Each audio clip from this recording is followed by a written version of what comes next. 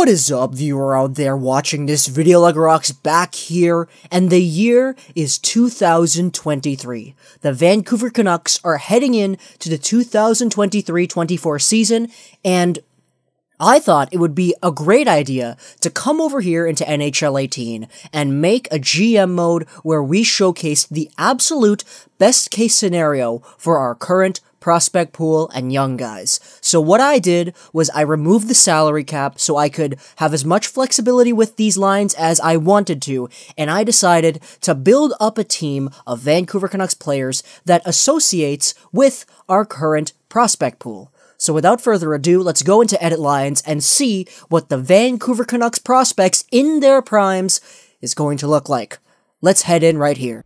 Starting things off, first off, you can notice that all of these players are names that you should be familiar with today because these are all Vancouver Canucks property right now. What I needed to do was turn the salary cap off so I could have the most flexibility in being able to keep all of these players and assort them as they are. So, if we look at the Vancouver Canucks in the year 2023, these are how I can realistically see the Canucks playing out.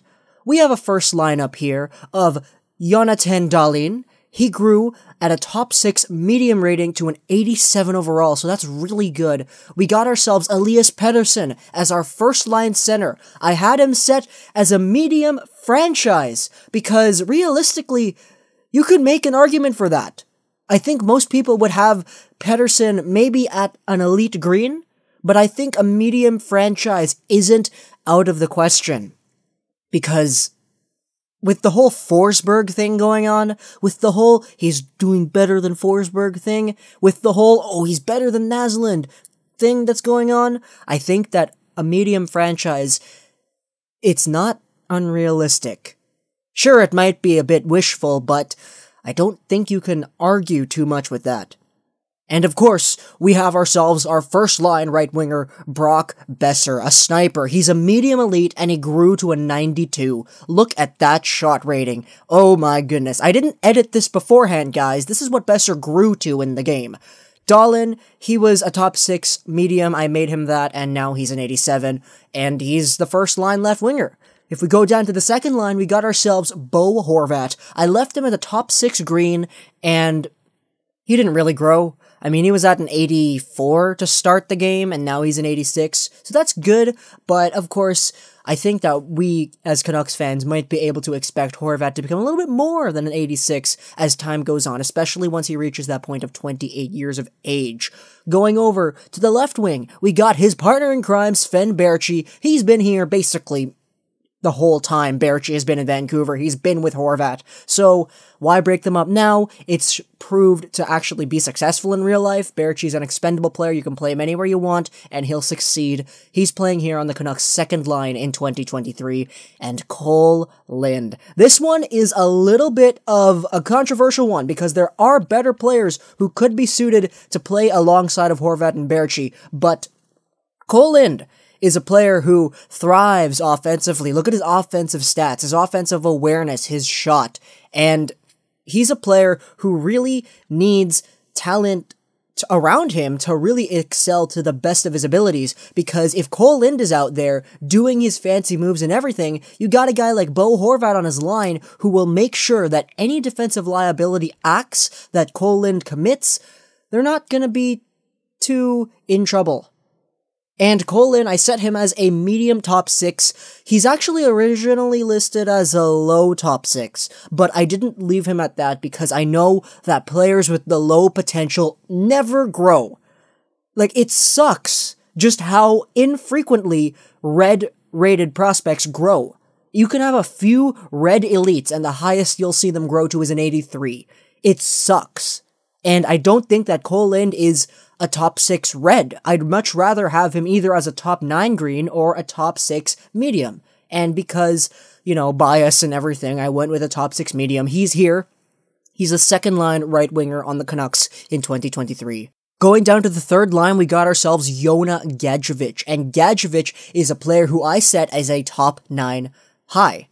He's a player who's a two-way guy. His offensive stats haven't really blossomed just yet. I don't even know if they will, considering he's 24 and the peak growth years are 27 in NHL 18, but his skating and physical ability is very strong, just like it is in real life. Gadjovich is a guy who will provide a really good, strong presence here on the third line, alongside of guys like Adam Gaudette and Nikolai Goldobin. Both of these guys are 27. Goldobin as a top 6 medium at 79 overall to start NHL 18. He grew to an 84, and I have him playing here on the third line. It's really good for him, and Adam Gaudette is a player I had to make, actually. I made him as a two-way guy, top 6 medium potential. He grew to an 85 at the age of 27. He is the third line center here. He's listed as a second liner, as is Goldobin, so you can just see the depth that the Canucks have right now.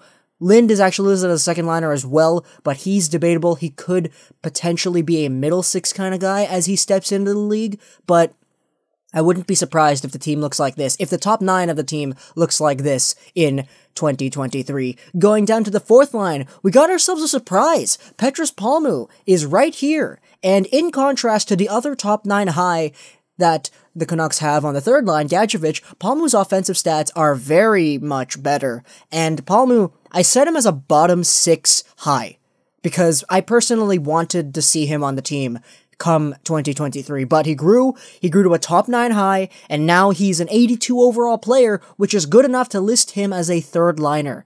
But he's playing on the fourth line.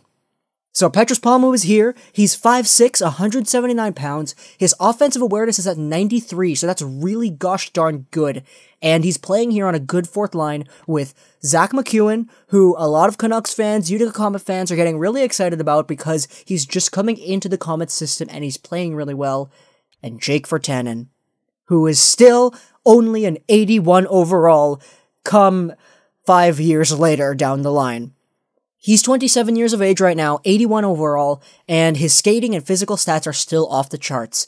Offense and everything else, it's sort of there. It's a 3.5, 4-star kind of range, but he's still a third line checking forward, and he's playing on the Canucks. This is what your Vancouver Canucks forward core looks like in the year 2023, just using products that we already have. Just using players and using rookies that we have on the team right now. Going over to defense, what we have here is a little bit of a bad situation because Olli Juolevi is the only one here who is really, genuinely good. You could say that Derek Pouliot down here is really good too, but considering the fact that the Canucks have always liked rolling even separated lines where they distribute the talent throughout, that's why I didn't put Olli Juolevi and Derek Pouliot up here. But what we have is a defensive core of Olli Juolevi, Jolin Chatfield, Philip Holm, Troy Stecher, Jean Brisebois, and Derek Pouliot. I didn't include Tanev because he might get traded. I didn't include Hutton because he might get traded. These are all guys that I could probably see the Canucks having stable futures with, and doesn't look good. If you take a look at the defensemen that we have in our system, the only other one that I could really see making an impact on the Canucks, you could say like Jack Rathbone or whatever, but Nikita Tramkin. And I'm not going to make assumptions here and say that he's going to come back for sure, but that's why I didn't leave him on here. I tried to use property that the Canucks already had, and other than guys like Tanev and Hutton, who would eventually grow to 84, 85 overall players, this is weak. I had to edit Philip Holm. He was at a 69 overall. I edited him to a 77 because he's absolutely tearing it up in the AHL right now, and I feel that he could make a good NHL impact. So he grew, I set him as a top 4 medium, 77 overall, he was 25 years of age when the game started, and he's now 81 overall. So he's a Vancouver Canucks defenseman now, alongside of Troy Stecher, who remained at an 80 overall. Jolin Chatfield, I set him as a top 6 medium, and he grew to a 78. Jean Brisebois, I did the same thing, and Derek Pouliot, I left him as a top 4 medium, he grew to an 83. Olli Juolevi, the game lists him as an elite medium, so I decided to leave him there. I personally realistically believe that Olli Juolevi is going to be a top 4 green, but the game had him at elite medium, so I'm going to take that. That's fine. He's 88 overall here, which is kind of where I predict he will be come the Vancouver Canucks around this time, because I don't think he's going to be an absolute stud number 1 defenseman in the league, but I think he will be a solid, capable top 4, and this is what he is. This is what he is. It's just that the supporting core around him isn't really necessarily the best, as Derek Pouliot at 83 is the second best defenseman.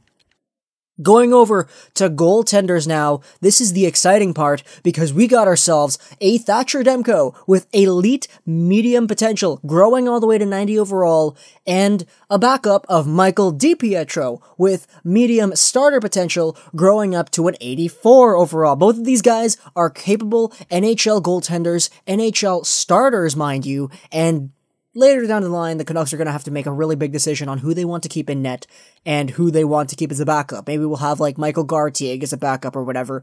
But this is what your Vancouver Canucks look like in the year 2023. If you want to go over to special teams, we got ourselves Besser on the left side, Dahlin, Pettersson, Adam Gaudette right-handed forward, and Juolevi here. We got ourselves Horvat, Kole Lind, Goldolbin, Philip Holm, and Petrus Palmu. This is a stacked power play, and it's beautiful. It's absolutely beautiful. The only concerning thing about this is just looking at all these players that the Canucks have and realizing, wow, we used up all of our really good, draft picks and everything on forwards. Other than Juolevi, we got no really guaranteed NHL defenseman. And I know you could say the same thing that, not any one of these prospects is guaranteed, but come on, guys, please, give me some leeway here. This is just a fake Canucks roster made in the year 2023. You can't really expect this to be 100% accurate as to what's going to happen in that year.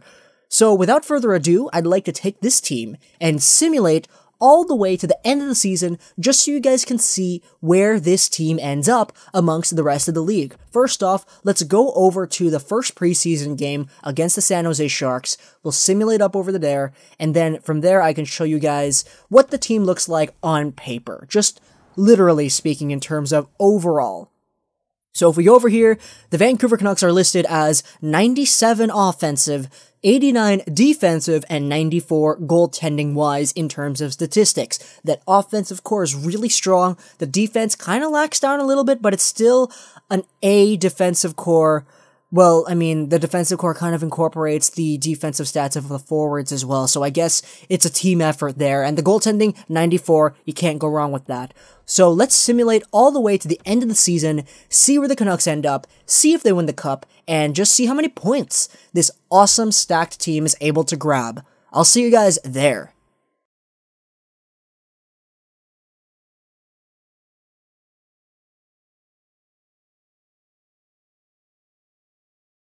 And there you have it. The 2024 Stanley Cup champions are going to be the Toronto Maple Leafs, defeating the Vancouver Canucks in 6 games. I would restart this video and, restart everything just so we get an outcome where the Canucks win, but this took way too long to do. So, yeah, you guys saw that. I simulated the whole season in one go. We played in the playoffs, we beat the Coyotes, the Oilers, almost lost to the Oilers. We came back from a 3-2 deficit, not a 6-2. We came back in games 6 and 7 after losing 3 straight to basically come back and win. Going over down though, we swept the Jets, and against the Leafs, we just cracked. We cracked, and the Vancouver Canucks, with a record of 57-19-6, couldn't win the Stanley Cup. They lost to the Leafs, who had a really good record of 56-21-5. So the Leafs, at this time, are both as equally as powerful as the Vancouver Canucks. So let's just, oh my god, 32 points in 22 games for Elias Pettersson in the playoffs. That's awesome. Brock Besser led the Vancouver Canucks in points with 85. Wow, that's actually not as much as I was expecting. Besser with a 45-goal season, Elias Pettersson down there with 83 points, Gaudette, the third-line center, but first-line power play quarterback, was third in points with 73. How many of those points were power play points? 17. Okay, so that just basically means that 56 of his points were normal points. Wow, awesome. Dahlin's here, Bo Horvat's here, 50 points, Lind is at 50, and Goldolbin is at 50. Palmu on the fourth line and the second line power play was able to get 44 points. And our first defenseman up here, Philip Holm, 39 points in the Vancouver Canucks season 2023-2024. Juolevi got himself 38. Berchi, second line left winger, got 35 points. Gadjovich, 25. Vertanen with 19. Troy Stecher with 19. And down here we have more defensemen.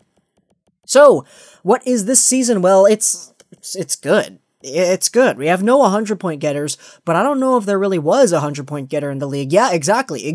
I knew it. I had this instinct that there wouldn't be 100 points in the league because, for some reason, scoring has gone down at this time in NHL 18. So Besser was tied for the Art Ross with William Karlsson, and because of the goals, Besser's gonna win it. Besser wins the Art Ross, and Besser also wins I almost said the Calder. Oh my gosh, I'm too focused on this year. The Richard. He wins the Rocket Richard, he wins the Art Ross, and if we go over to rookie skaters, let's see. Okay, no, it's the end of the season. It's not going to show that accurately.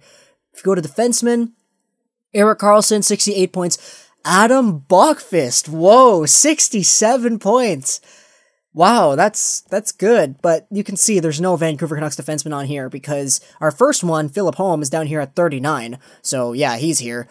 Juolevi, whoa, Juolevi grew to a high elite. You guys saw that. He was at a medium elite at the beginning of the season. Okay. But just in terms of points, we got ourselves 2 top 4 NHL players in the league on the Vancouver Canucks in 2023-24, Brock Besser and Elias Pettersson. Besser was first in points, Pettersson was 4th in points, and Jonathan Dahlin was all the way down here. Oh, Adam Gaudette's actually here too. Where's Dahlin? He got 70-something. Here he is. He's down here. He's got 70. He's in a tie with Skinner and Tuck. So that's the Vancouver Canucks. The Vancouver Canucks of 2023-2024. It is a prime-looking team. This is what the team looks like when we take all the players, all the rookies, and everything that we have now, and we put them together on one team. That's the result. The Leafs win the cup. Hope you guys enjoyed this video. Plus, saying gaming, and bye.